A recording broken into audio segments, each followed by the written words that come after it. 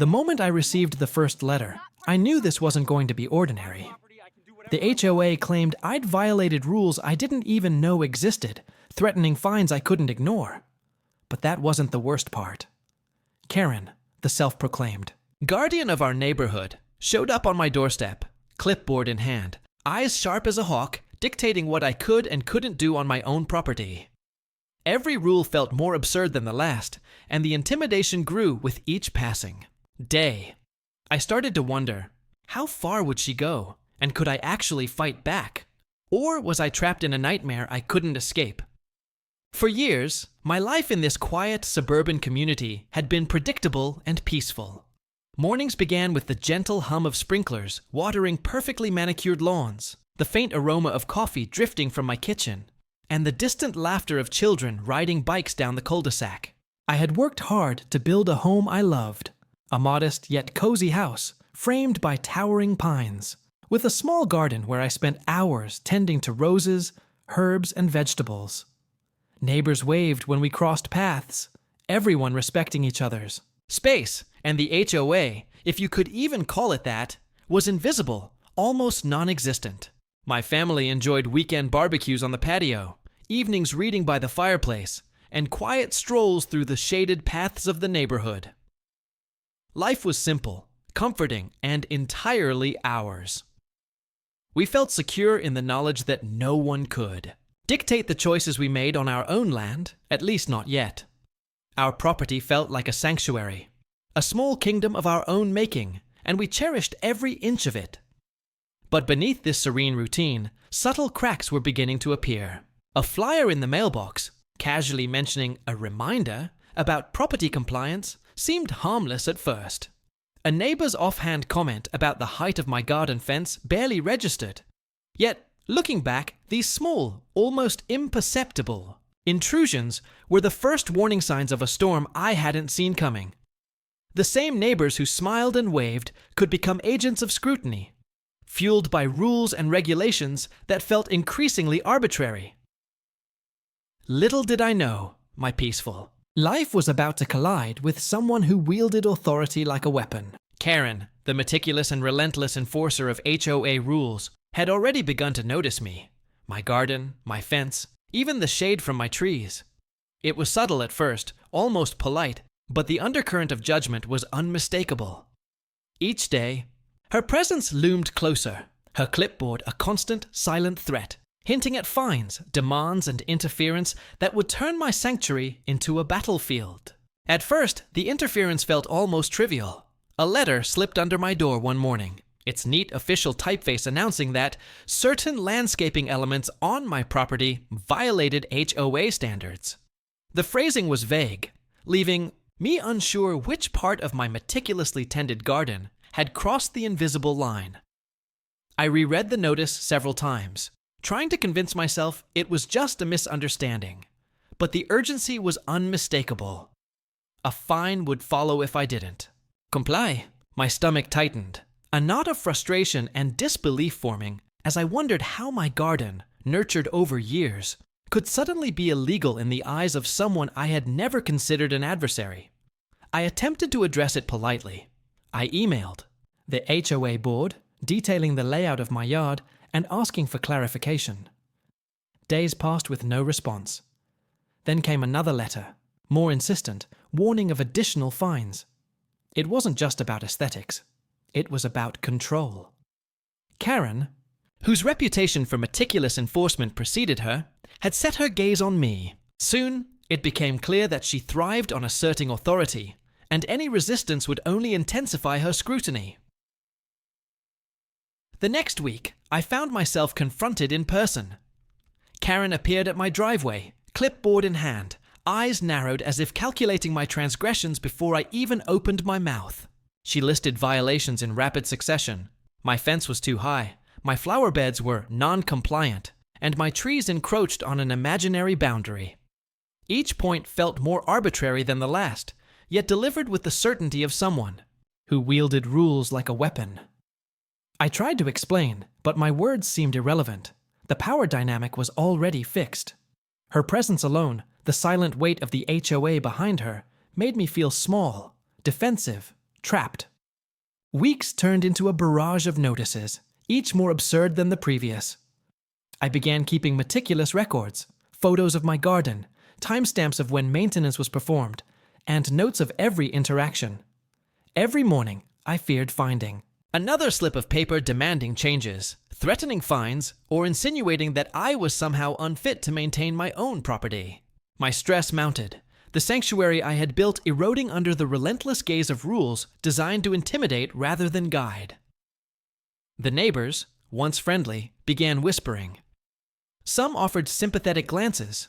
Others seemed to align quietly, with Karen, as if loyalty to authority mattered more than friendship. I realized quickly that the conflict wasn't just personal, it was social. A war waged not only through letters, but through subtle observation, judgments passed over backyard fences and during casual walks along the cul-de-sac. My every action, from planting tulips to trimming hedges, was scrutinized, and the tension became nearly unbearable. One afternoon, the escalation reached a new level. Karen, flanked by 2 HOA representatives, arrived unannounced while I was tending my vegetable garden. Her voice, sharp and unyielding, listed yet another violation. I stood there, soil under, my fingernails, heart pounding, feeling both rage and helplessness. How could someone who didn't even own my property dictate the terms of my life? The confrontation left me shaken, and I retreated inside, questioning whether fighting back would only make matters worse. Soon, legal threats entered the picture. Notices citing obscure bylaws and municipal codes arrived, implying penalties for minor deviations that no ordinary homeowner could reasonably interpret. I researched every clause, contacted local property experts, and spent hours comparing my documents to the HOA's claims. Each answer led to more questions, and each attempt to comply seemed only to provoke further scrutiny. The rules were designed to ensnare rather than clarify, creating a constant cycle of compliance and punishment. Amid the chaos, I began noticing patterns. Karen seemed to target newcomers, or anyone who challenged her authority, and her tactics were relentless. Letters arrived late at night, notices were slipped under doors, and neighbors were enlisted as informal inspectors. The stress became physical. Sleepless nights, headaches, and the constant anxiety of walking outside only to find a new violation notice. My home, once a refuge, felt like a cage, every corner a potential source of accusation. Yet, with each attempt to intimidate me, my resolve strengthened. I would not let fear dictate my actions, and I began envisioning a way to turn the tables. Then came the tipping point. A formal hearing scheduled by the HOA board, with Karen leading the charge. Notices arrived, threatening substantial fines and potential legal action. I felt the weight of the situation, the culmination of weeks of harassment and intimidation. The hearing was framed as a chance to resolve disputes, but it was clear it would serve as a stage for public embarrassment, where Karen's authority would be displayed and challenged simultaneously. I spent days preparing, gathering evidence, documenting every interaction, and rehearsing my statements. The anxiety was nearly unbearable, but beneath it was a quiet determination. I was no longer merely reacting. I was strategizing, planning a confrontation that could redefine the rules, my rights, and the balance of power in the neighborhood. Finally, the day of the hearing arrived. The tension in the room was palpable, neighbors watching with curiosity, some silently rooting for Karen, others unsure of what to expect. Every paper on my desk, every photograph of my property, every meticulous note of violations was a weapon in a battle I was determined to win. The room seemed charged with expectation, and I could feel the energy shift as Karen took her place at the podium, clipboard in hand, ready to assert dominance. As she launched into her litany of violations, I listened calmly, cataloguing each point and preparing my counter. When she paused, expecting nods or silent fear, I responded with measured authority, presenting photographs, timestamps, legal clauses, and municipal precedents. Each argument landed with precision, exposing inconsistencies, selective enforcement, and the arbitrariness of her rules. Board members shifted in their seats, neighbors exchanged glances, and Karen's composed exterior began to crack. She attempted personal attacks, questioning my competence and intent, but I remained calm, letting evidence speak louder than insults. A pivotal question from a board member about consistency across the neighborhood tilted the momentum further. I walked through multiple examples of favoritism and hypocrisy, showing that her scrutiny had been selective. Karen's clipboard wavered in her hands, her confident posture faltering, as the undeniable facts dismantled her narrative. The final moment came when I presented ownership documents, municipal clarifications, and precedents that rendered her claims void. The room went silent. Karen blinked, her mouth opening to speak, then closing again as the weight of incontrovertible evidence sank in. The board voted unanimously in my favor. Weeks of harassment, fines, and intimidation were overturned. Karen left the room without. Her usual flourish, her aura of dominance diminished, replaced by a quiet, reluctant acknowledgement of reality. In the days that followed, peace slowly returned. Letters stopped, fines ceased, and the oppressive shadow over my property lifted. Neighbors approached with newfound respect, and the community atmosphere shifted.